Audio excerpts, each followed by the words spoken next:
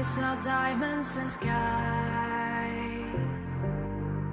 and I did all for you, 'cause you wanted me to. Muchas gracias por haber aceptado de nuevo la invitación y ya que pues no nos fue suficiente el tiempo, el programa anterior. Voy a mencionar los datos del doctor Adrián Esparza Quiñones para quienes hayan incorporado, estén viendo por primera vez este programa. El doctor Adrián Esparza Quiñones es médico cirujano egresado de la Universidad Autónoma de Yucatán con especialidad en medicina del deporte, de la misma casa de estudios, ¿verdad? Correcto. Tiene la rotación en la Universidad Estatal de Michigan, así como experiencia en el ámbito privado en los últimos 2 años en consultorio particular. Actualmente funge como maestro en salud pública en el programa de estudios fuera del país en la Escuela Central College de Iowa de Estados Unidos, y es médico del deporte en Aquiles MD y recientemente responsable del Departamento de Fisioterapia y Rehabilitación del Hospital del Centro de Especialidades Médicas del Sureste, que para nosotros es un gran gusto, es un gran honor el hecho de que forme parte de todo el cuerpo médico del CEM. Bien, gracias.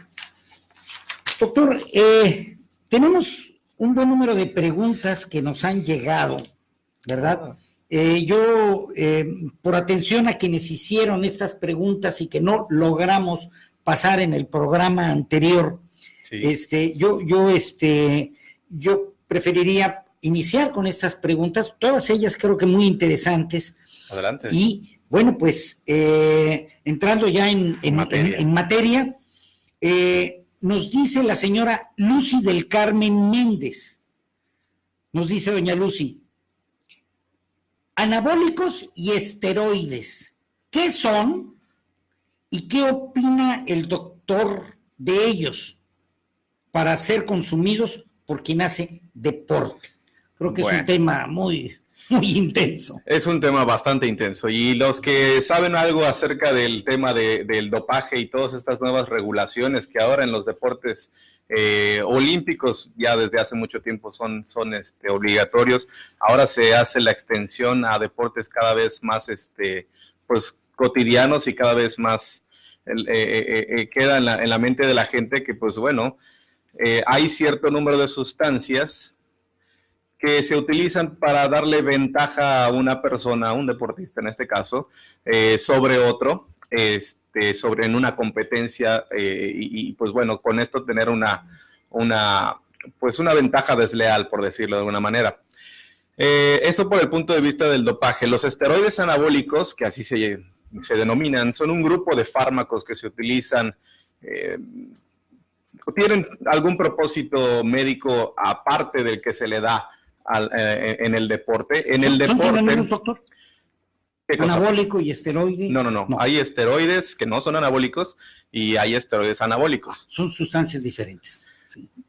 Pudiéramos decirlo, es una subclasificación del esteroide. De los esteroides hay no anabólicos y hay anabólicos. Entonces hay esteroides anabólicos que como un efecto secundario van a promover un incremento en el metabolismo de las proteínas y van a promover un aumento de la masa muscular. Para lo último, ahora sí que a lo que le interesa al deportista es que va a aumentar la tasa de proliferación de células musculares, va a hacer que éstas puedan ganar más peso, ganar más proteínas y crezcan en tamaño. Al final de cuentas, eso es para lo que se utiliza en el deporte. Pero recordar que estos son medicamentos que existían hace mucho tiempo y se les encontró este efecto adverso y que pues, se utilizó como un efecto benéfico, pero no fueron sintetizados o no fueron inventados para ese propósito. De la ventaja para el deportista al momento de una competencia. Así es. Algunos de estos tienen que ver con precursores de hormonas sexuales masculinas, algunas tienen que ver con la testosterona, otras tendrán que ver con las hormonas del crecimiento, por ejemplo. Y pues bueno, en el caso concreto de los esteroides anabólicos, que tienen usos como antiinflamatorios en algunos casos, pero para fines prácticos, de nuevo, el deportista los utilizaría para ganar masa muscular de una manera artificial. Ahora, ¿cuál es el problema con esto? Que como cualquier otro medicamento, cualquiera que este sea, va a tener efectos adversos, ¿ok? Los efectos colaterales no los vamos a poder evitar, y dentro del grupo de los esteroides hay un chorro de efectos colaterales que con el uso, que con la cotidianeidad se le van a ir presentando al paciente, y eso es lo que hace prohibitivo su uso a largo plazo, o que eso ya va a repercutir en la salud del paciente, ¿no? Entonces estamos hablando de problemas de carácter genitourinario, por ejemplo, también tienen problemas de carácter hormonal, que eso es lo principal. Tienen alteraciones del ciclo sueño-vigilia, tienen alteraciones del estado de ánimo por una sobrecarga hormonal en la que, pues bueno, ellos ya se van a empezar a sentir de nuevo, esto es paulatino, de alguna manera mucho más activos, mucho más enérgicos, pues eso es lo que les da, ¿no? Les da muchas ganas de hacer el deporte y les da muchas ganas de seguir adelante y empujar, pero pues eso va a ir desestabilizando su estado de ánimo durante el resto del día, porque eso es algo que no van a controlar de una manera voluntaria, si me explico. Entonces eso va a empezar a repercutir en su vida cotidiana. Más adelante se pueden empezar a presentar problemas relacionados con el sistema cardiovascular, con alteraciones de la frecuencia cardíaca, con inclusive en algunos casos raros, pero pudiera presentarse el caso de crecimiento del corazón, de las cavidades del corazón. El músculo cardíaco también puede engrosarse secundariamente a un exceso de palpitaciones. Entonces digo, eso ya de nuevo es un poco poco común, pero es una consecuencia que los que tienen en mente utilizarlo, pues tienen que tener muy en cuenta, porque nada de esto viene gratis. Ahora, su uso cotidiano, pues bueno, si uno va a un gimnasio, de seguro alguien se lo ofrecerá, pues como una medida rápida para que, pues bueno, puedas quemar tu grasita y puedas subir músculos de una manera acelerada. Y de seguro les van a decir que no tienen efectos adversos, pero bueno, esto es como cualquier otra cosa en medicina. No hay nada que no tenga un efecto adverso, o sea, no hay ninguna cosa que no tenga un efecto adverso. Entonces, la gente que lo ofrece a manera de suplemento o te va a hacer bien o de alguna manera te vas a sentir a todo dar, bueno, de seguro sí te vas a sentir a todo dar, pero pues eso no significa que sea correcto, ¿no? En el concreto caso de, por ejemplo, la gente que utiliza cualquier tipo de sustancias adictivas. Pero en el concreto caso del deporte, sí tiene utilidades, sí se sabe que mejora el rendimiento del deportista, pero lo hace por medios artificiales y sintéticos que, pues bueno, no son ahora sí que en el ámbito de un deporte, pues salen del fair play, ¿no? Podríamos, con esto que usted nos ha dicho, que sin duda es una llamada, es un campanazo para quien hace deporte y que de alguna manera o ha caído en la tentación, o piensa caer, o le han sugerido caer en la tentación de consumir este tipo de productos, porque hay si me permite destacar, uno es el hecho de que las afectaciones, las posibles afectaciones, no las posibles, sino las afectaciones que va a tener, de acuerdo con lo que usted dice, si hay un consumo no controlado, si hay un consumo cotidiano, excesivo, fuera de lo que podría ser recomendado por un especialista en algún momento y para algún caso específico. Nada de eso es simple. O sea, todas las afectaciones que usted señaló son muy, muy importantes para la salud de cualquier persona.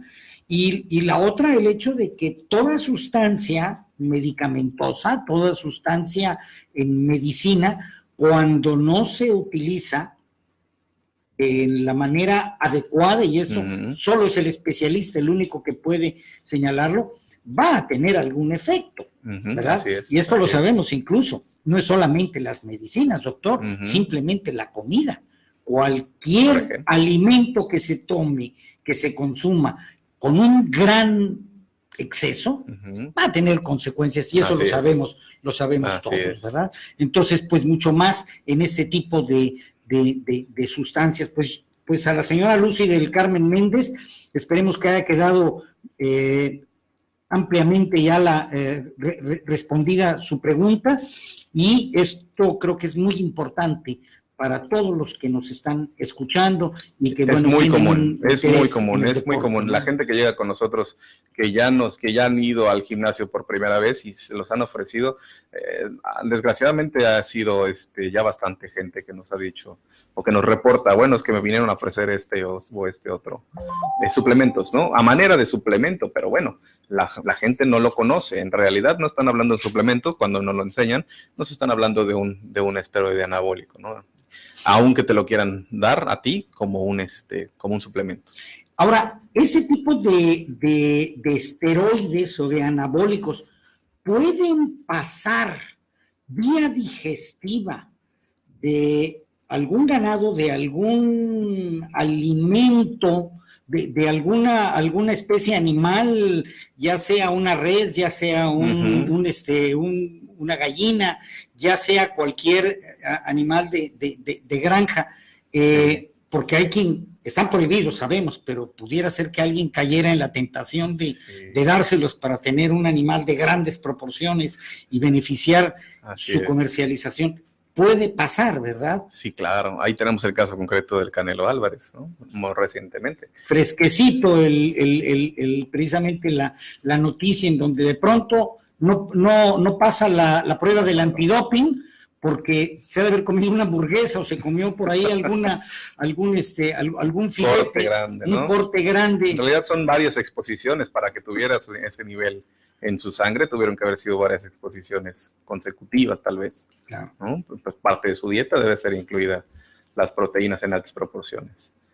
Pues bueno, sí puede pasar. Bien, y esto abre para muchos temas y para muchas discusiones sobre comida sana y sobre muchas cosas, pero bueno, vamos a lo nuestro, la cuestión del dopaje, ¿verdad? Vamos a lo nuestro. Muy bien. Nos pregunta Ismael del Toro Villa, ¿cómo debe de hacerse un programa de entrenamiento para quien ha tenido un infarto? ¿Qué elementos o qué circunstancias debe de considerar? Eso es bien importante. Sí. En realidad, la persona postinfartada, bueno, para empezar tendríamos que entender que los infartos suceden por causas muy específicas y la más general de todas las causas, bueno, lo que más comúnmente se ve son la formación de placa de ateroma. Es una arteria que queda tapada por un conjunto de grasa y plaquetas que se desprenden en algún punto de las arterias y que se van a atorar en una arteria más pequeña. Como decimos popularmente en Yucatán, se tupe la arteria por el colesterol. Por mucho colesterol o por mucho triglicérido, pero el caso es que hay demasiada grasa que se queda mezclada con proteína, con plaquetas y se atora en un vaso sanguíneo, ¿no? Dependiendo qué tan grande es el vaso sanguíneo que se tapó, es el grado de lesión que va a tener el corazón. Claro está, una arteria chiquitita va a dar poco síntoma, una arteria muy grande va a dar un síntoma muy fuerte y unas repercusiones muy fuertes. En base a esto, para el programa de rehabilitación cardíaca, que así lo conocemos, es bien importante conocer los antecedentes del paciente. Digo, evidentemente su historial clínico, las enfermedades previas que él tenía, y sus hábitos tanto alimenticios como sus hábitos deportivos. Eso es bien importante. La consulta con medicina deportiva siempre va a tratar de ser más precisos y escudriñar mucho acerca de los antecedentes deportivos. Eso nos va a dar la pauta de cuánto en realidad el paciente solía hacer, ¿no? No es lo mismo un paciente que nunca ha hecho ejercicio y después de un infarto quiere empezar a hacer un ejercicio, a un paciente que ya hacía un deporte, que era regular en el deporte, pero que por cuestiones genéticas o de cualquier otra índole tuvo un infarto. La rehabilitación se va a dar en fases muy distintas. Esta consideración es muy importante porque normalmente, pues así como tenemos el hábito de comprar un equipo y no leer las instrucciones, también a veces tenemos el hábito de decir, hoy voy a empezar a cambiar mi vida, voy a empezar a hacer ejercicio y de acuerdo con la información que yo tengo y de acuerdo con mi criterio, lo voy a hacer. Si una persona ha tenido un infarto, es necesario, es indispensable que estas consideraciones sean tomadas en cuenta para lo que va a hacer para este programa. Definitivamente, definitivamente. Y una persona que ha tenido un infarto definitivamente tuvo que pasar por la oficina de un médico cardiólogo, que definitivamente ya le habrá dicho algunos lineamientos generales sobre lo que probablemente se podría hacer. Es cada vez un poco más, más común que el médico cardiólogo tome las riendas y haga su parte diciéndole al paciente cuáles son los lineamientos sobre los cuales va a estar. Pero la rehabilitación cardíaca, como debe de ser, como institución que ya forma parte de las guías de práctica clínica desde hace ya muchos años, la dividimos por fases, y de lo que se trata es de evaluar al paciente para saber cuáles son los niveles a los que podemos llevar ese corazón. La rehabilitación cardíaca se tiene que ir siempre muy de la mano de la monitorización cardíaca. Sí, tenemos que saber en todo momento cómo está respondiendo el corazón ante un esfuerzo. Eso significa que para que un paciente que recientemente acaba de tener un infarto pueda hacer ejercicio, pues idealmente debería estar pegado a un monitor cardíaco para ver cómo está reaccionando su cuerpo mientras hace el ejercicio. Eso es correcto, eso es así en las primeras 2 fases de la rehabilitación cardíaca, ¿sale? Estamos hablando de un proceso de 3 fases, básicamente.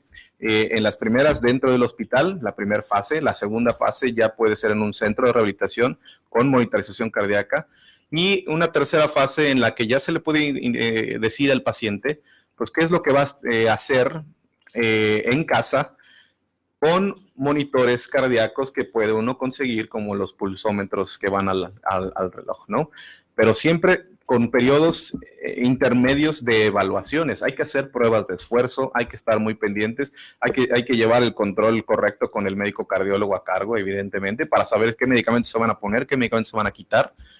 Brazo con brazo, ¿verdad? El médico del deporte y el cardiólogo. Así es, mucho tiene que ver. Justamente el medicina deportiva o medicina del deporte es mucho de colaboración con otras especialidades. En este caso, cardiología, pudiera ser también ortopedia.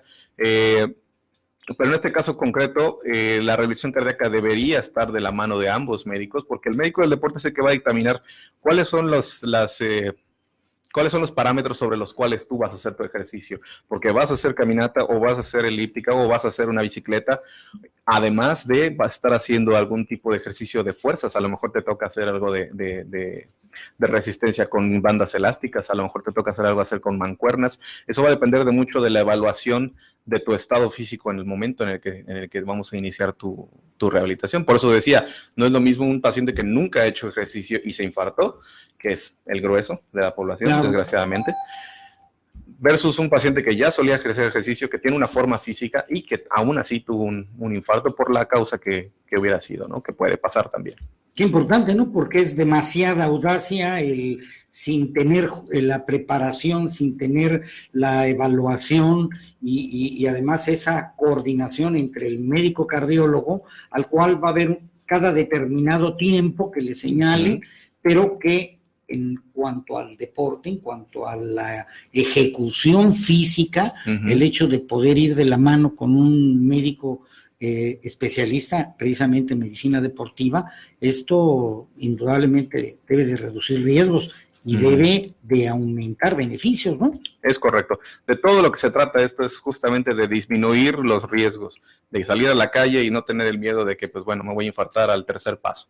De lo que se trata es de tener las bases y los fundamentos científicos detrás de cualquier cosa que hagamos. Y tratamos de hacerlo así, por medio de evaluaciones periódicas, pero bueno, la única forma de hacerlo es ver al paciente, ¿no? No podemos decir, hay un solo lineamiento para todos los pacientes infartados y todos van a ponerse a hacer esto, porque justamente ese es nuestro detalle con la, por ejemplo, ahora lo que está de moda, las clases multitudinarias, las clases generalizadas, vamos a hacer todo Zumba, y hay 50 personas de muy diferentes características haciendo todos de diferentes edades, diferentes pesos, de diferentes circunstancias, y todos quieren hacer exactamente la misma. ¿Y qué pasa? Todos tienen algún tipo de lesión en algún punto, bueno, algunos sí y algunos no, pues porque todos somos diferentes. Y de lo que se trata en medicina deportiva es de ser lo más individualizado posible, porque cada quien es diferente.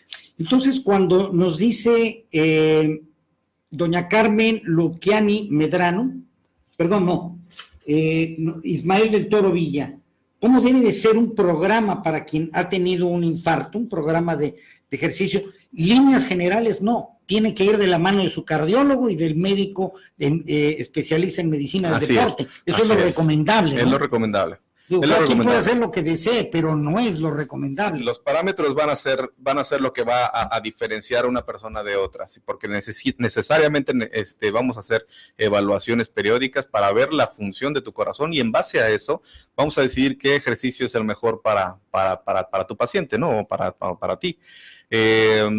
Que como digo, pudiera ser, en algunos pacientes pudiera ser la caminata, en algunos otros pacientes pudiera ser algo más estático como una bicicleta, en algunos otros pacientes pudiera ser inclusive un poco de trote, ¿por qué no? Inclusive en algunos pacientes es necesario, por ejemplo, aquellos que ya están muy acostumbrados, necesitamos llegar a una altura de frecuencia cardíaca que nos permita trabajar el músculo cardíaco, pero manteniéndolo dentro de un rango de seguridad, y eso de nuevo lo necesitamos estar evaluando constantemente. Pero esta evaluación es a partir de indicadores, a partir de las herramientas de diagnóstico que tienen los médicos, y no basta, me imagino, con sentirse bien. Así es, no, para nada, porque muchos de los pacientes que han tenido infartos, si no es que la gran mayoría les van a repetir, pues que no sintieron nada previo a tener un infarto, y así es. Y la gente que tiene diabetes y no lo conoce, pues es porque no tiene ningún síntoma y no se sienten mal. O gente que ya se acostumbró a no tomarse la medicina para la hipertensión porque pues no se sienten mal. El no sentirse mal no es un parámetro para regular este tipo de situaciones, desgraciadamente, ¿no? Ah, qué frase, ¿eh? El no sentirse mal, y esto creo que vale la pena repetirlo, no es justa la justificación para no tomar en cuenta estas consideraciones. Así es importantísimo, y cualquier médico de cualquier especialidad se los podrá decir, pero en este caso específico, así es. Ahora sí, la señora Carmen Luciani de Medrano. Hay programas en internet programas de ejercicio en internet para personas diabéticas que quieran empezar a hacer ejercicio. ¿Podría usted recomendar alguno?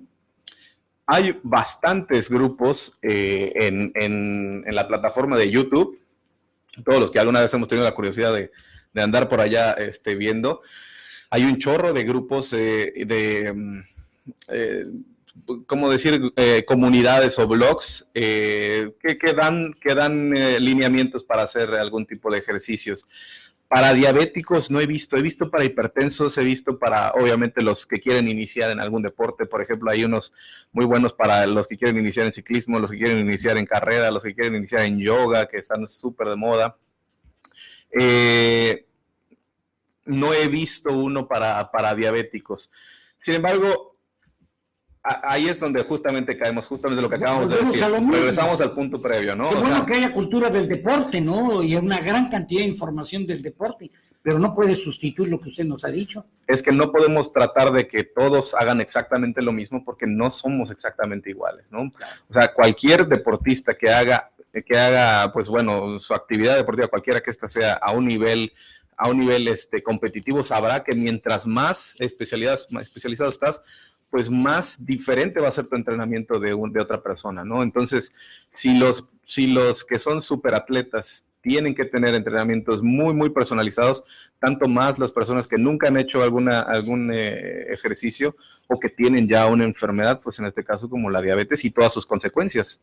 Sabemos que la diabetes no es solo una cosa, es la diabetes y todo lo que acarrea consigo la diabetes, ¿no? Que no son pocas cosas. Entonces, primero saber a qué nos estamos enfrentando, en dónde estamos parados en esta situación específica de este paciente, y entonces tomar las medidas. Si lo que necesitamos es bajar de peso, entonces tomaremos las medidas para que el ejercicio sea orientado a perder peso.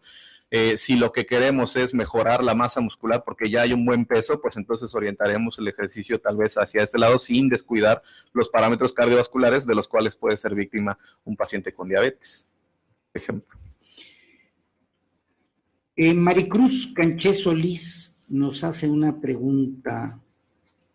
Dice, ¿quién debe ser el médico que atienda los problemas linfáticos? ¿Una persona con problemas linfáticos puede hacer ejercicio? Ok. Específicamente hablando, yo me imagino que se referirán al linfedema, que es, bueno, una entidad un poquito un poquito tediosa, un poquito complicada. Es una entidad que se trata conjuntamente entre el médico reumatólogo, ¿sí? El médico de rehabilitación, de terapia física y de rehabilitación, y con los licenciados en rehabilitación que podrían a su vez efectuar cierto tipo de masajes para tratar de drenar la mayor cantidad de líquido linfático que se acumula.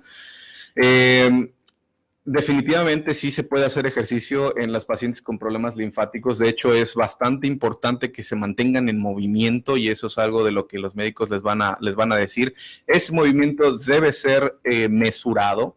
Un paciente con un problema importante de sistema linfático no puede drenar de una manera efectiva la cantidad de líquido inflamatorio que se va a generar pues por cualquier actividad, incluido el ejercicio, pero a su vez necesita la movilización para poder ayudar a la circulación, a que esto se pueda disolver. Entonces hay que encontrar ahí el punto medio en estos pacientes para que puedan estar haciendo una actividad que los mantenga en un nivel óptimo de salud cardiovascular, sobre todo de salud cardiovascular, ¿no? Porque sí es un problema en el sentido de que no lo puedo poner a una intensidad importante sobre lo que yo quisiera, porque siempre tienen problemas de hematización. Entonces, usualmente es algo que se ve conjuntamente entre el médico reumatólogo, de nuevo, los drenajes linfáticos que son, pues bueno, de alguna manera constantes o sí, repetitivos durante el año. Y el ejercicio que nosotros les ponemos es adaptado a su condición inicial, ¿no? Porque, pues bueno, hay que hacer una evaluación de cuántos ángulos, por ejemplo, el ángulo que tienen de movilización de cada miembro, ¿no? Porque hay gente que tiene tanto edema que simplemente no puede doblar la rodilla más allá de, a lo mejor, 20, claro, 30 grados, ¿no?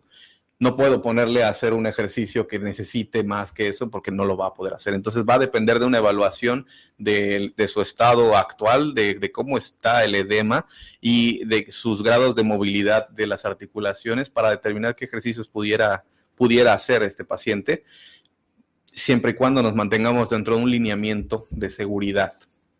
El punto sería entonces la coordinación entre sus médicos, así es, entre los especialistas en la parte decía usted, del drenaje linfático, y ese es el punto, ¿verdad? Esa comunicación que va a permitir, por un lado, el beneficio y sin dejar, sin menoscabo de la seguridad tan fundamental, ¿no? Así es.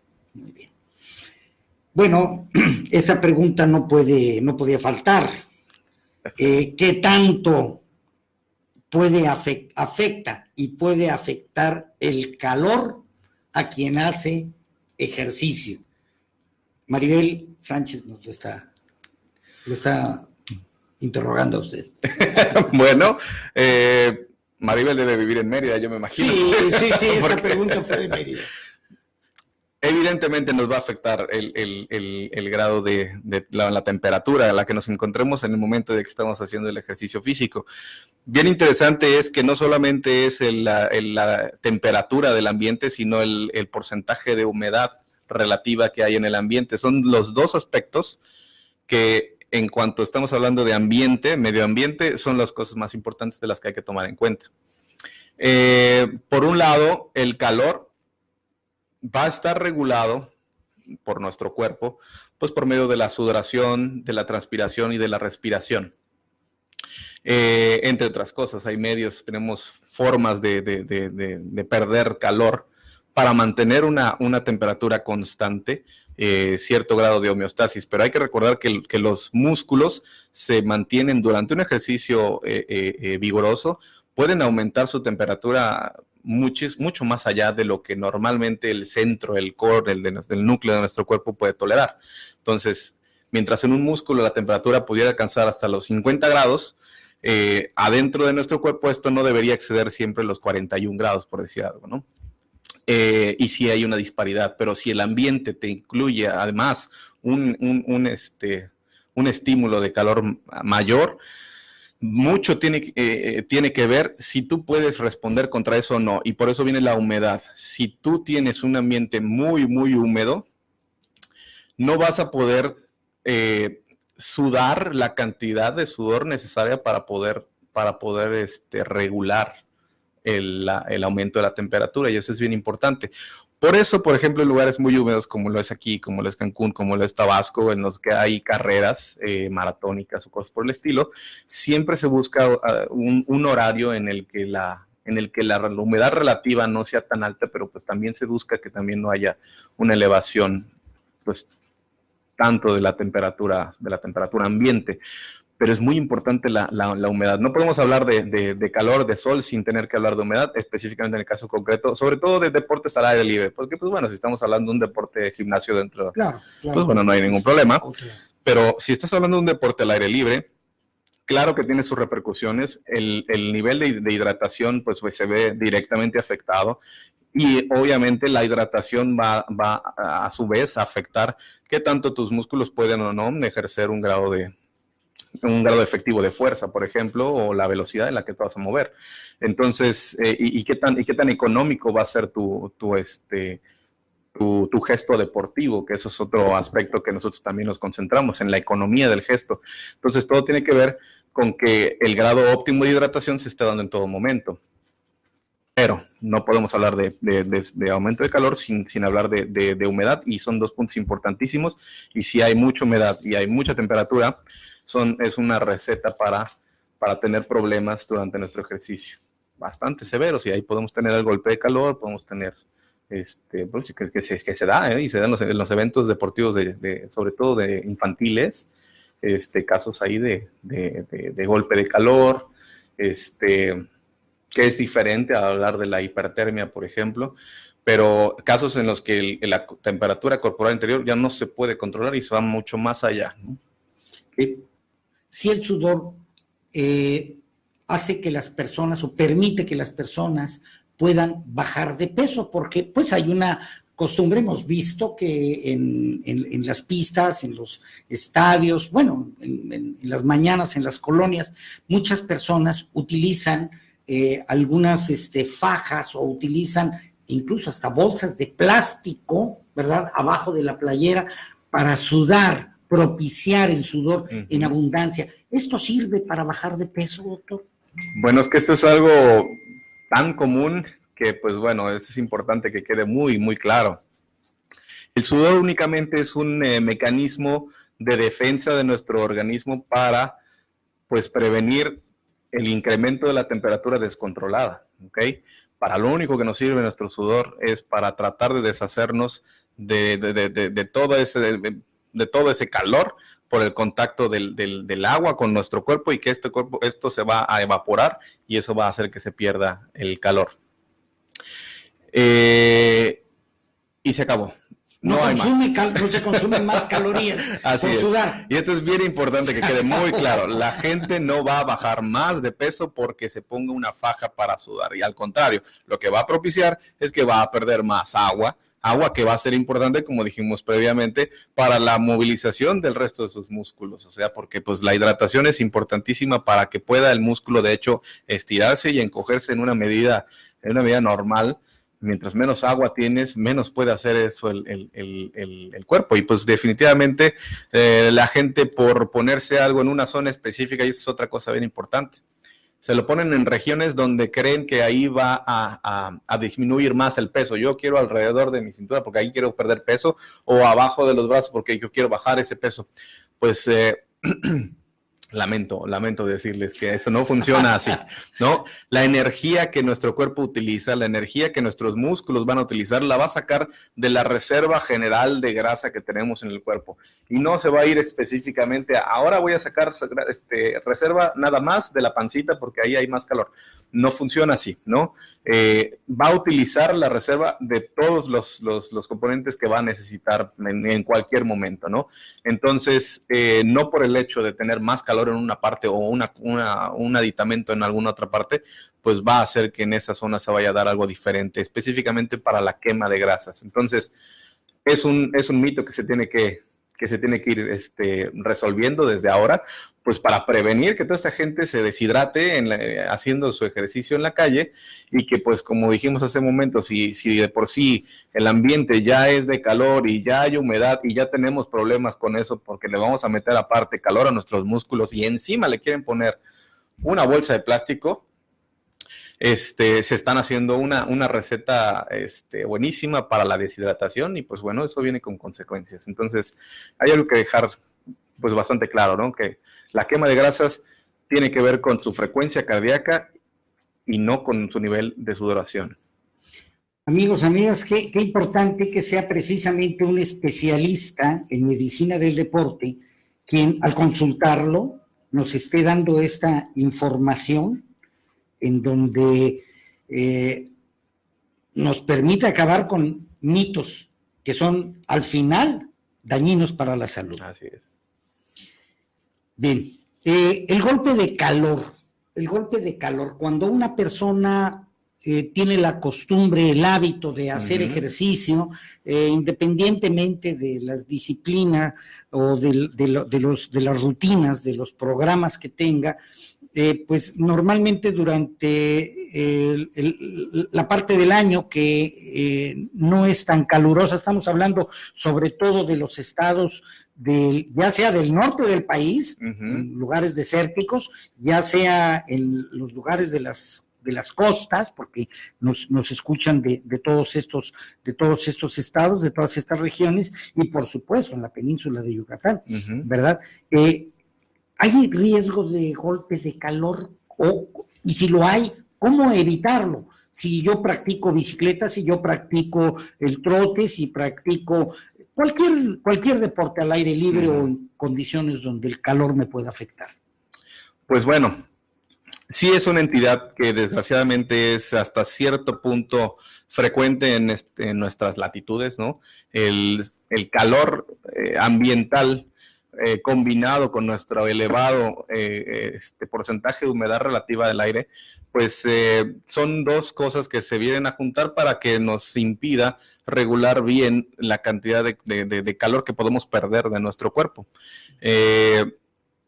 Si estamos realizando un ejercicio vigoroso al rayo del sol y no tenemos la cantidad suficiente de hidratación y no tenemos la precaución de estar teniendo pausas sobre nuestro deporte o cualquier cosa que estemos realizando en ese momento, pues podemos caer en esta entidad que es nada más que nuestro cuerpo pierde la capacidad de regular su propia temperatura, y la temperatura se va a la alza, así como en los músculos, en lo que llamamos en el núcleo, en el centro donde están todos nuestros órganos y donde se debe mantener una temperatura siempre constante.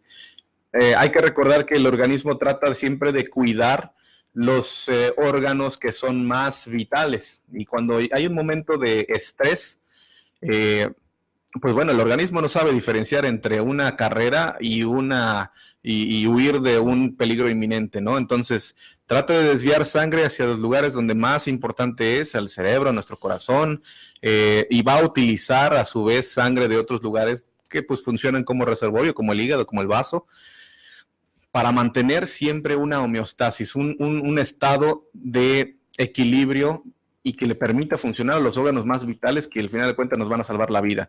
Un golpe de calor nos impide hacer eso y aumenta la temperatura del núcleo en rangos peligrosos pues inclusive para la vida, ¿no?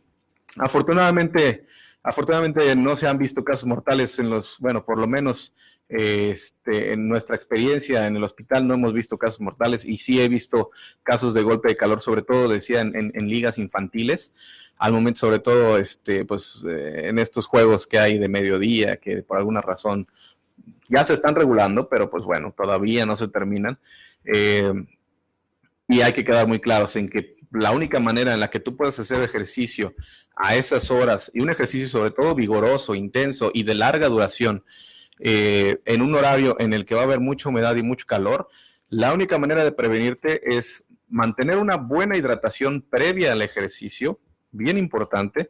La hidratación previa tiene que ser desde 2 horas antes del ejercicio a realizar. La última hidratación va a ser 30 minutos previo a la actividad. Durante la actividad, en un ambiente muy, muy caluroso, se adelantan los tiempos de hidratación para prevenir problemas, y en lugar de esperarte los típicos 45, 60 minutos para empezar la hidratación, te esperarías nada más 30 minutos y estar haciendo constantes pausas en el deporte, pues para que la gente no tenga estos problemas de sobrecalentamiento, por así decirlo, ¿no?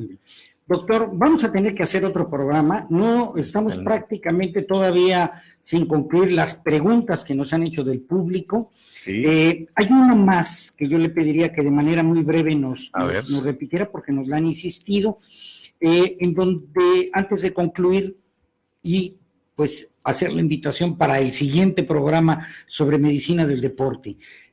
Las bebidas hidratantes contienen, dice la señora Martínez del Sol, la señora Sol de Martínez, perdón, la señora Sol de Martínez. Las bebidas hidratantes contienen grandes cantidades de sal, de sodio, y se promueven como muy sanas para deportistas. ¿Qué recomienda usted? Las pautas de hidratación son muy claras, ¿ok? La hidratación debe hacerse con soluciones isotónicas, agua, dentro de los primeros 60 minutos de actividad vigorosa, ¿ok? Es algo muy importante. No necesitamos ningún otro soluto, ninguna otra cosa diluida dentro de nuestra agua, más que agua, ¿ok?